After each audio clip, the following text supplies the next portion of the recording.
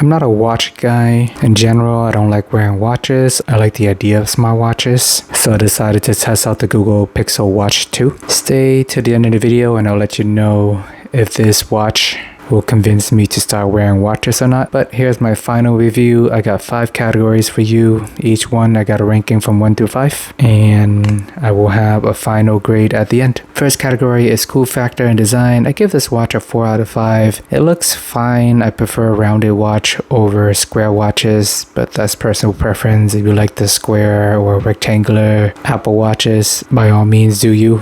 I just think the rounded watches look better. When first glance at this watch, I think it looks a tad thick, but once you start wearing it, you do get used to it, and it doesn't bother me that much on a day-to-day basis. I don't mind the rotating knob on the side. I'm indifferent on whether it's useful or not. Samsung got the rotating bezels, which I think looks cooler. The Pixel Watch 2 also have this recent button at the top. Rarely ever use it. I mostly just use the knob, click it once and go home and go from there. So overall, it's a fine design. Nothing that really stands out about it. If you just show me a bunch of round watches side by side, I don't think I'll be able to tell the difference.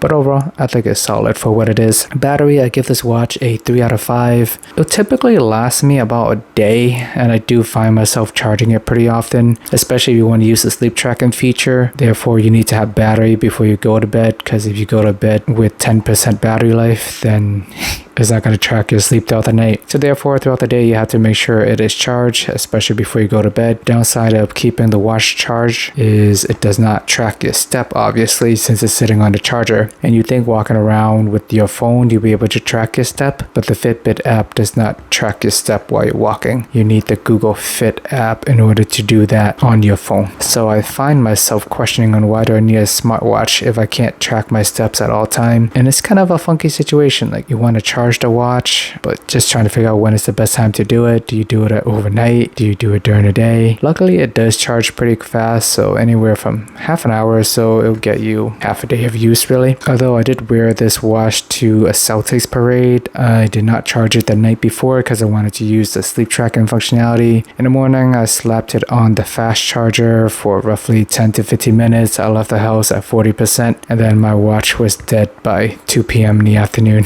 So battery life is not that great. I used random smartwatches on Amazon before for $50, and I used solely just need it for step tracking, and some of them have sleep tracking as well. Those watches would last you at least a week. I mean, it doesn't have all the crazy apps or anything like that, but just in terms of basic functionality that I personally care for, sleep tracking, walking, I feel like those watches might be a better use case, but the battery life on this watch is not that great. I wish at some point it will make it 2-3 days, maybe a week, just like the Amazon watches. So for now, I gave it a 3. I was feeling generous because a lot of the high-end smartwatches that I've used in the past, I get about a day as well. And the cheaper one in Amazon, the battery does last longer, but it is more bare bone with less features. Whether or not you need all these additional features, that's up to you. Me personally, I don't need all these crazy exercising options. I don't work out every single day and do all these crazy activities. At bare minimum, I just try to get my steps in, and that's about it. Customization and features, I give this watch a 3 out of 5. I think the app experience is terrible on this watch. They have 3 different apps. You need one to set up the watch,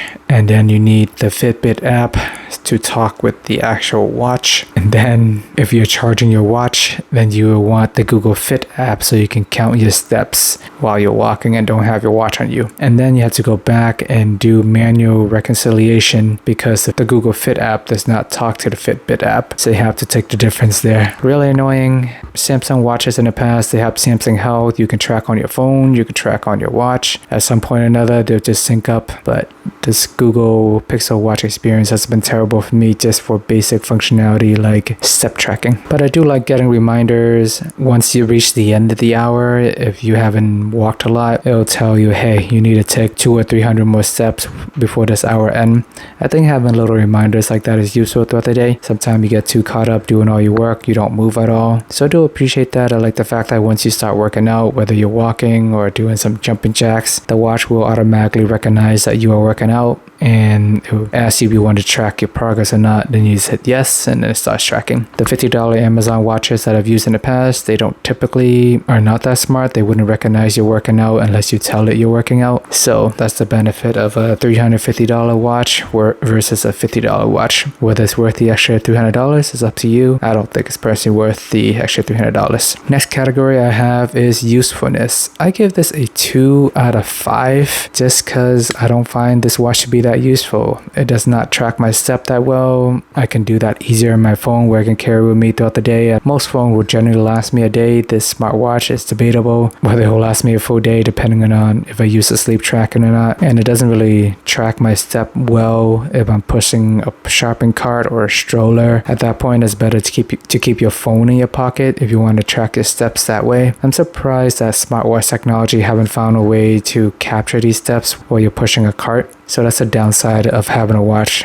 I guess you can push the cart with one arm and swing the other arm to get some steps in, but I think that is doing too much just to get the watch to count your steps. So little things like that annoy me about smartwatches. It's not really the perfect activity tracker that it should be. I wish that you can listen to music on the watch itself using YouTube Music instead of having to connect to your earbuds. I don't even know where my Pixel buds are. I gotta go find it. So I wish I just listen from my watch if I'm brushing my teeth. I don't want to go look for my phone. I don't want to go look for my earbuds. I just want to play music from my watch. I mean, it's only for a few minutes. I don't think it's the end of the world. It would have been nice to be able to watch YouTube on the watch as well, even if it's a tiny screen, obviously. But sometimes just, I don't know, maybe even having some TikTok videos on my watch would be nice. So those are areas of opportunities for a watch that costs $350. There should be some more cool built-in features. I know it's likely going to kill the battery, but the battery is not that great to begin with, so it would have been nice to have some extra cool features. I do like being able to talk on the phone every now and then. If I'm walking around, somebody called me, I can just tap on my watch and start talking on it without taking out my phone. That probably happened to me about once a week, so it's a nice to have, but it's not an absolute necessity. Once again, I like the idea of smartwatches. It looks nice and elegant, but in terms of usefulness, I don't think it's useful because it's causing more work for me. I get battery anxiety using this watch, and just another thing I have to worry about charging.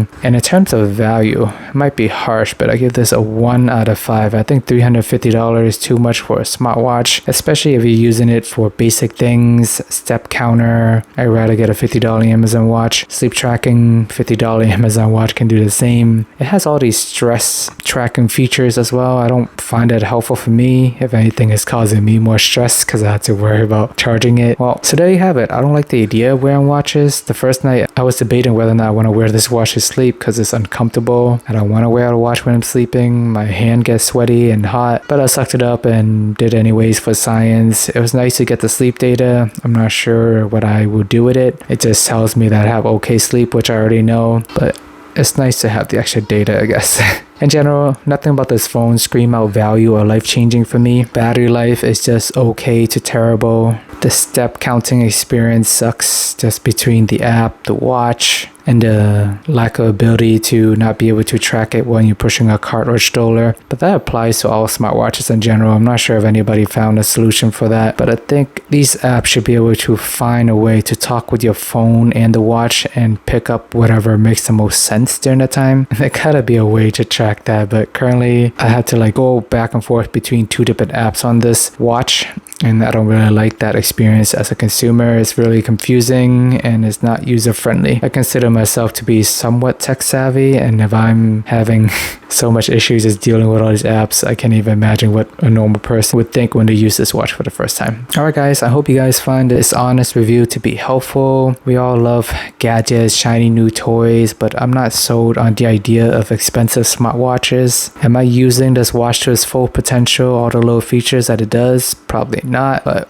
not everyone uses every single feature on their smartphone, but at least at bare minimum, you can tell time on it, you can track your steps, and maybe your sleep. I think that may be the primary uses of this watch. I guess stress tracking as well. Maybe some people might want to have that. And when I use this watch, I like to kind of stumble around and figure things out as I go. If I find something I want to use it for that will identify the real life situation. For example, if I'm waking up and brushing my teeth, I want to be able to listen to music on my watch, and then I found out that I can't do that. So little things like that matters to me because that's how I personally would use the watch. I'm not running a marathon, I'm not doing 10K and all these crazy exercises where I need all these little functions, but the features that does matter, it doesn't really do a good job at it for the price. Alright guys, appreciate the time as always. Please check out my last video where I did a final review on the Moto G Stylus, which is a budget phone that costs anywhere from $250 to $400. Please check that out if you're interested. Remember to like and subscribe. Appreciate the time as always, and see you guys in the next video.